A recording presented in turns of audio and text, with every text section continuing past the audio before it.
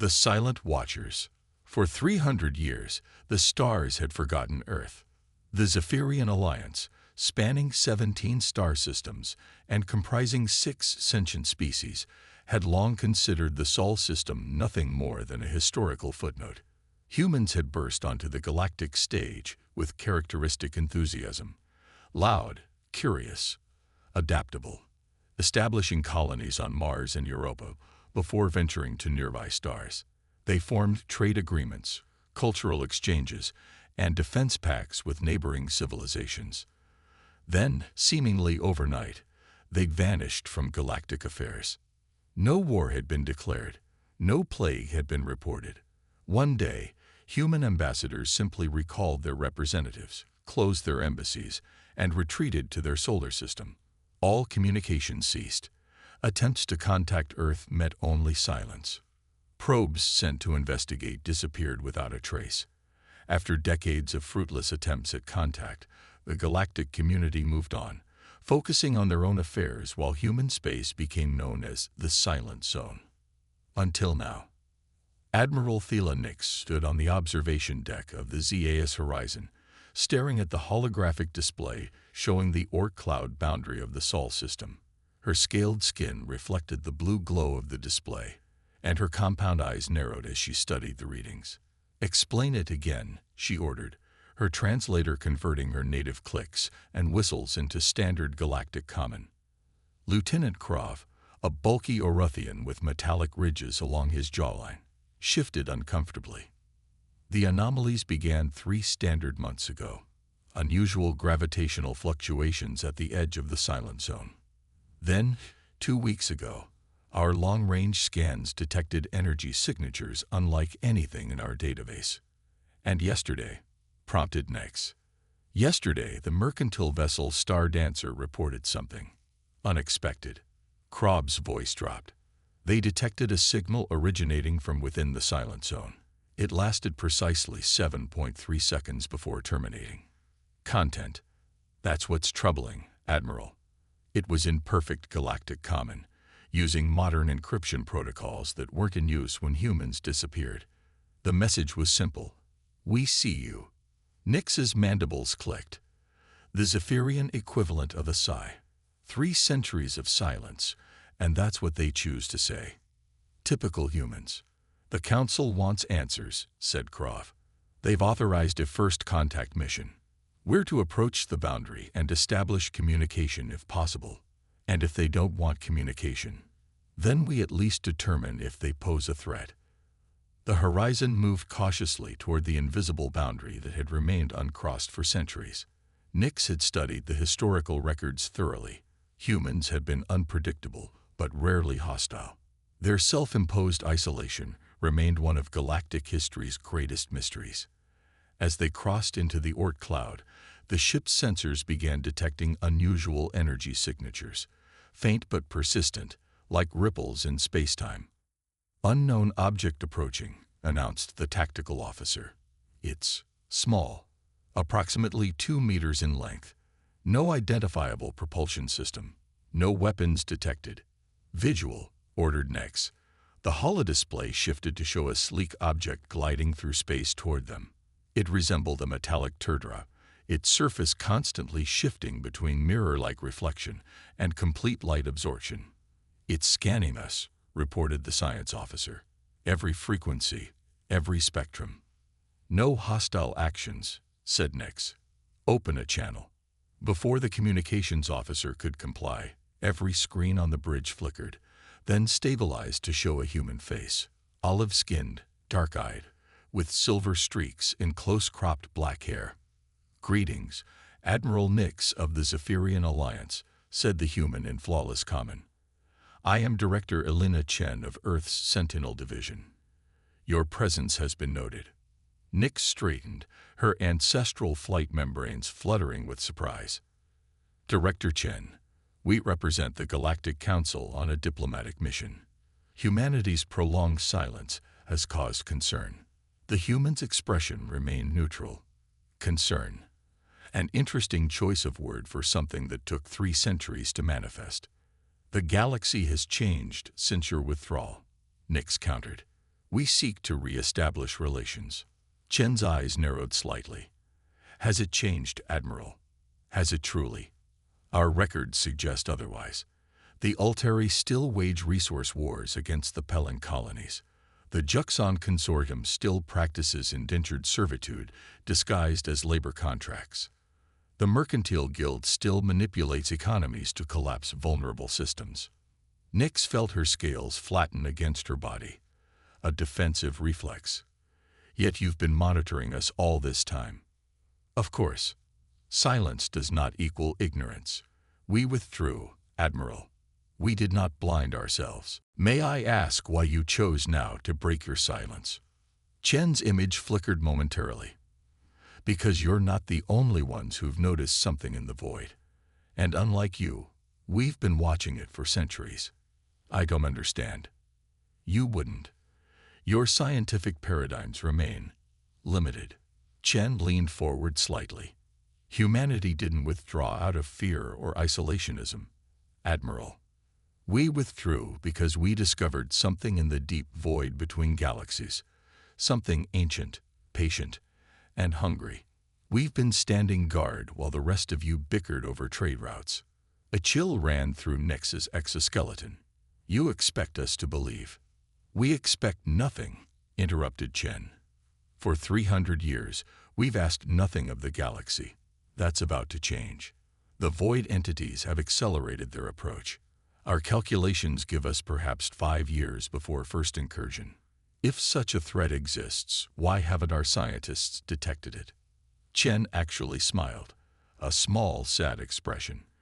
Because you stopped looking outward, Admiral.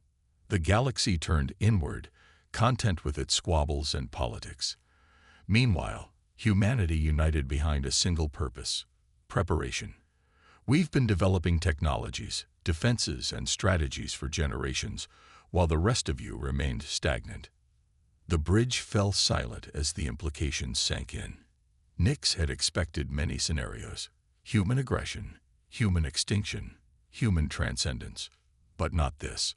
Not a species claiming to have spent centuries as silent sentinels against a cosmic threat. We need proof, Nyx finally said. Agreed. You will be provided coordinates to a neutral location. Bring representatives from the Galactic Council. We will present our evidence and our proposal. Proposal? For survival, Admiral. The galaxy has 3 options: unite under a common defense, hide behind humanity's shield, or face extinction. Choose wisely. The transmission ended abruptly, leaving the bridge in stunned silence. The metallic teardrop spun once, then accelerated away at impossible speed, leaving no energy trail. Lieutenant Krov cleared his throat. Orders, Admiral. Nyx stared at the empty space where the human probe had been. Contact the Council. All of them. Priority Alpha. And plot a course to these coordinates. Their screens flickered again, displaying a star chart with a pulsing marker at a location far from any established trade route or colony. As the information appeared, Nyx noticed something else: subtle changes to their navigation systems, enhancements to their sensors, modifications that shouldn't have been possible through a simple communication. They've updated our systems, whispered the science officer in awe. Just like that. They're showing off, Nyx replied quietly. 300 years of technological advancement compressed into a moment. I believe that was a warning as much as an invitation. As the horizon changed course, Nyx couldn't shake the feeling that humanity's return to galactic affairs wouldn't be the peaceful reunion the Council had hoped for. If Director Chen was telling the truth, everything was about to change. If she was lying, well, that might be even worse. The neutral meeting point turned out to be an abandoned mining outpost orbiting a dwarf star. Once operated by the Mercantile Guild, it had been decommissioned decades ago, when the ore veins ran dry. Now it served as an unlikely diplomatic venue for what might be the most significant meeting in galactic history. The Horizon arrived first, followed by vessels representing 12 major galactic powers. The humans arrived last, their ship defying conventional design, a perfect sphere of shifting darkness that appeared to bend light around it, with no visible propulsion or external features. Inside the station's cavernous main hangar, Director Chen stood flanked by 4 humans in form-fitting silver uniforms. They carried no visible weapons, yet every non-human present felt an instinctive wariness. "Welcome," said Chen, her voice echoing in the vast space. "We appreciate your willingness to meet." High Chancellor Orbas of the Mercantile Guild, a corpulent being with translucent skin revealing shifting organs, stepped forward. "You claim a threat exists that we cannot detect. You owe us more than vague warnings after centuries of silence." Chen nodded to one of her companions, who stepped forward with a small cube in his palm. He placed it on the floor, where it hovered and expanded, projecting a 3-dimensional map of the galaxy and the void beyond. "This is now," said Chen, as the projection showed their galaxy spinning slowly. "This is what we detected 300 years ago." The image zoomed out, revealing faint, moving distortions in the intergalactic void, like ripples in dark water, moving with purpose. "And this," she continued, "is now." The ripples had become waves, vast, patterned movements converging toward the galaxy's outer rim. "We call them void entities," explained Chen. "They exist primarily in dimensions adjacent to our own, which is why conventional sensors cannot detect them. They feed on energy, particularly the kind generated by technological civilizations. If they're undetectable, how did you find them?" demanded a Juxon representative, their crystalline form refracting the hologram's light. "Because humanity was looking," replied Chen simply. "While the galaxy focused on internal politics, we turned our gaze outward. We developed technologies specifically designed to detect disturbances in dimensional barriers." "And these entities," said Nix carefully. "You believe they pose an existential threat?" Chen's expression hardened. "We know they do. We've witnessed their feeding patterns in other galaxies. They consume all technology, all energy, leaving civilizations collapsed into pre-industrial states, if they survive at all." Chancellor Orbis scoffed. "Convenient that only humans can detect this supposed threat." Chen turned to him, her calm demeanor unchanged. "That's why we're here, Chancellor. To share what we've learned and developed. To offer you the means to see for yourselves." She gestured to her team, who distributed small devices to each delegation. "These are dimensional resonance scanners. They'll allow your scientists to detect the void entities, verify our claims independently. We'll await your response." As the galactic representatives examined the devices with mixed skepticism and curiosity, Nix approached Chen privately. "Even if this threat is real," she said quietly, "why should the galaxy trust humanity after centuries of isolation? For all we know, you've been preparing for conquest, not defense." Chen's dark eyes met Nix's compound ones. "If conquest were our goal, Admiral, this conversation wouldn't be happening. We would have simply acted. Humanity united centuries ago, eliminating war, poverty, and disease within our sphere. We've achieved technological advancement beyond anything the galaxy has seen. We could have dominated at any time. Then why return now? Why not continue your vigilance alone?" "Because the void entities have changed their pattern," Chen said, her voice dropping. "They're accelerating, adapting. Our models suggest they've detected something specific in our galaxy, something that's drawn their interest more than any galaxy they've previously consumed." "What could possibly?" "We don't know," Chen admitted, "but we know we can't face them alone anymore. Despite our advancements, despite our unity, we need the galaxy's cooperation. We need resources, staging areas, evacuation protocols for vulnerable systems." Nix studied the human's face, trying to detect deception. "If the Council agrees to cooperation, what exactly are you offering?" "Technology sharing, defense systems, training, but most importantly, purpose." Chen gestured around at the assembled delegations, still arguing among themselves. "The galaxy has been fractured for too long, focused on petty conflicts and power struggles. The void entities don't distinguish between species or political systems. They consume indiscriminately. Either we all survive, or none of us do.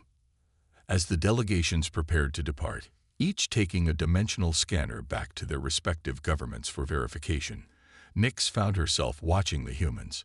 They stood apart, quietly observing, their posture revealing nothing of their thoughts. Humanity had changed profoundly during their long silence.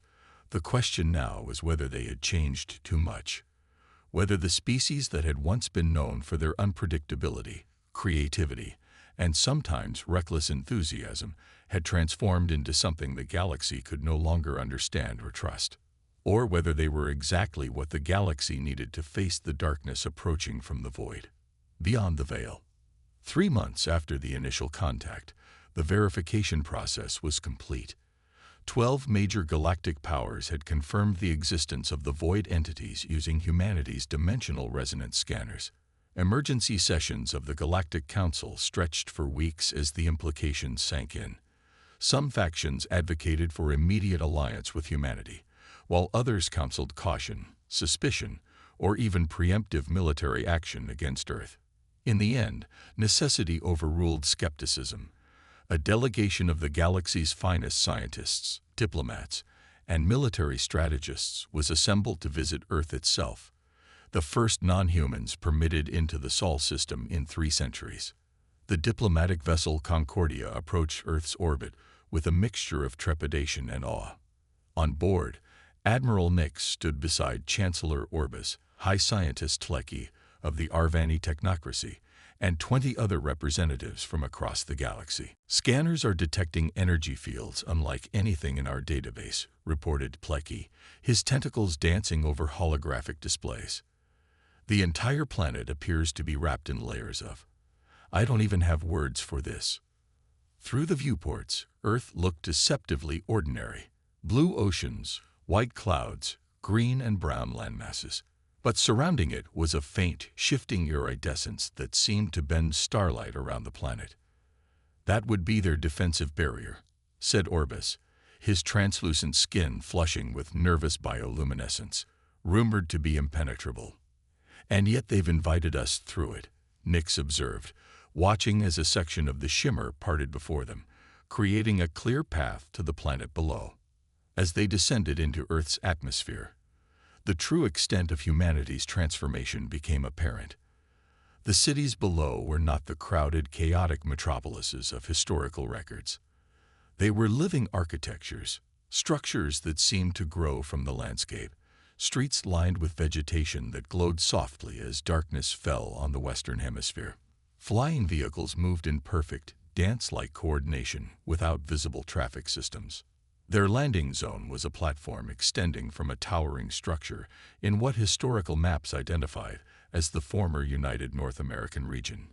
The platform itself appeared to be composed of the same material as the human vessel they'd encountered, a substance that shifted between solid matter and something else entirely. Director Chen waited for them, flanked by a delegation of humans representing different Earth regions and off-world colonies. Behind them stood towering figures that at first glance appeared to be armored guards, until Nyx realized with a shock that they were not humans in exoskeletons, but fully autonomous synthetic beings. "Welcome to Earth," said Chen, her expression warm but measured. "For many of you, this is a historic moment. The first time your species has stood on human soil." Chancellor Orbis stepped forward, his ceremonial robes swirling around his bulbous form. "We appreciate this invitation, Director, but let's dispense with pleasantries. The Council has verified your claims about these void entities. Now we need to understand exactly what humanity proposes." Chen nodded. "Of course. Please, follow me."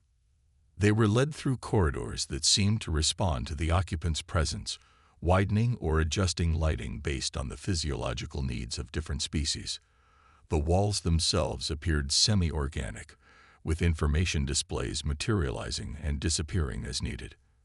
"For the past 3 centuries, Chen explained as they walked, humanity has focused on 3 major initiatives: detection, defense, and developmental leaps. The first you've already seen with our resonance scanners. The second is evident in our planetary barrier system, which we call the Aegis. The third, she paused as they entered a vast circular chamber. The third is what we're about to show you. The chamber's ceiling displayed what appeared to be a real-time view of the galaxy, but with additional layers of information. Flows of energy, dimensional ripples, and data streams that even the most advanced species present struggle to comprehend. In the center of the chamber stood a pillar of swirling light, within which complex mathematical equations and models shifted and evolved. "This is the Nexus," said Chen. "Part quantum supercomputer, part dimensional anchor. It processes information from our deep space monitoring network, tracking the void entities and modeling their behaviors. But more importantly, it's developing solutions." High Scientist Tlicki moved closer to the pillar, his sensory tentacles extended in fascination. "This technology, it's operating on principles beyond our current understanding." "Yes," Chen acknowledged, "because we had to move beyond conventional science to address an unconventional threat. The void entities exist partially outside normal spacetime. To detect them, to defend against them, we needed to develop technologies that could operate on those same principles." "You've achieved all this in isolation?" asked Nyx, unable to hide her skepticism, "without the combined knowledge of the galaxy's civilizations." Chen's expression shifted subtly. "Not entirely in isolation, Admiral. While we withdrew physically, we continued to observe galactic developments. We learned from both your successes and failures without becoming entangled in your conflicts."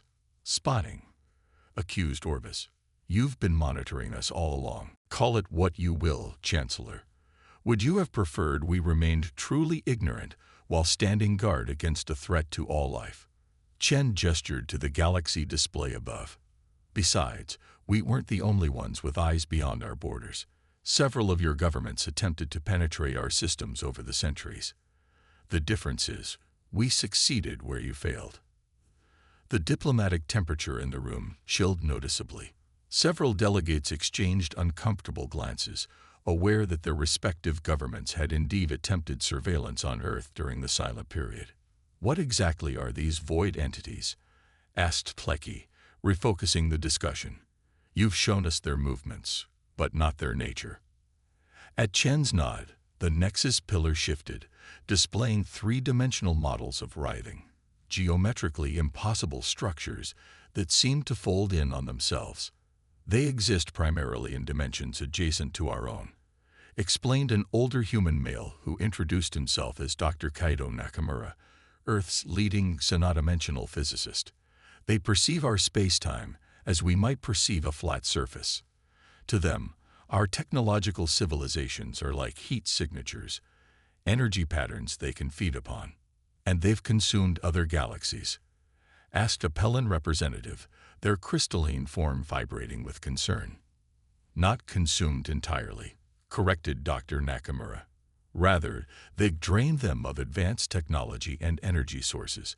We've observed the aftermath in several neighboring galaxies.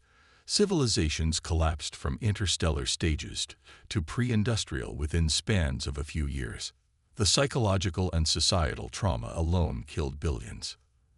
The chamber fell silent as the delegates processed this information. Finally, Admiral Nyx spoke the question on everyone's mind. "What defense do you propose?" Chen nodded to another human, who stepped forward and activated a holographic display showing what appeared to be massive orbital structures. "We call them veil anchors," said the woman, introducing herself as Commander Sophia Okoi. "They create dimensional barriers that the entities cannot easily penetrate. We've constructed 17 around the Sol system. Our proposal is to build hundreds more at strategic points throughout the galaxy." "Using what resources?" demanded Orbis. "The cost would be astronomical." "The cost of inaction would be extinction, Chancellor," replied Okoi flatly. "But to answer your question, we have developed matter synthesis technologies that can create the necessary materials from stellar radiation and space debris. What we need from the galactic community is not primarily resources, but access and cooperation." As the technical briefing continued, Nix found herself watching the humans more than the presentations. They moved with purpose and certainty, but without the arrogance she had expected from a species that had advanced so far beyond the rest of the galaxy. There was something almost solemn in their demeanor, the weight of 3 centuries of vigilance evident in their eyes. After hours of detailed explanations and technical discussions, the delegates were shown to quarters designed to accommodate their various physiological needs. Nix found herself unable to rest, her mind racing with implications and questions. She ventured out onto a viewing platform overlooking Earth's largest city, where the buildings seemed to bloom rather than simply stand, their surfaces collecting and channeling energy in visible currents. The night sky above was different from what historical records showed, clearer, with the stars more vibrant due to atmospheric refinements humanity had implemented. "Impressive, isn't it?" came a voice behind her. Director Chen approached, carrying 2 containers of liquid. "We've never seen anything like it," admitted Nix, accepting the offered drink cautiously. Her suit's analyzers confirmed it was safe for her biology. A civilization that has evolved without external influence for 3 centuries. "Not entirely without influence," corrected Chen, leaning against the railing. "The threat of the void entities shaped us as much as our isolation did. When you know something is watching from the darkness, it changes your priorities." "Why didn't you warn us sooner?" asked Nix directly. "Why wait centuries?" Chen sipped her drink before answering. "We tried, Admiral. In the early years of our discovery, we sent warnings. They were dismissed as paranoia, or worse, as a ploy to maintain human relevance in galactic affairs. After the 3rd diplomatic mission returned with nothing but mockery, we made a difficult decision: to withdraw completely. Yes, we realized that the galaxy wouldn't believe the threat until it could see it for itself. So we focused inward, unifying our species, advancing our technology, preparing defenses. We decided that when the threat became undeniable, we would re-emerge with solutions, not just warnings." "And now?" prompted Nix. "Now we need partners, not subjects. The void entities are adapting to our defenses faster than anticipated. Their patterns suggest intelligence, or at least problem-solving capability. One species alone, even one as advanced as humanity has become, cannot create a galactic defense network." Before Nix could respond, alarms sounded throughout the city. Chen's expression tightened as she pressed a small device at her wrist. "Status report," she demanded. A voice responded from the air itself. "Dimensional breach detected at monitoring station Epsilon. Containment protocols activated." Chen turned to Nix, all diplomatic pretense gone. "It's happening sooner than we predicted. They're testing our defenses." The viewing platform transformed around them, holographic displays materializing to show a section of space near Neptune. A distortion appeared, a rippling tear in the fabric of reality itself. From it emerged something that defied description. Geometries that shouldn't exist in 3-dimensional space, movements that violated the laws of physics. "Void entity," breathed Chen. "Category 3, containment field holding at 70%. "What can we do?" asked Nix, instinctively reaching for a weapon that wasn't there. "Watch," said Chen grimly. "This is what we've been preparing for." The displays showed human vessels converging on the anomaly, ships unlike any Nix had seen before, their hulls shifting between states of matter. They surrounded the breach, deploying devices that seemed to bend space around the entity. "Dimensional inverters," explained Chen. "They create a localized pocket of altered physics that forces the entity to fully materialize in our dimension, where it's vulnerable."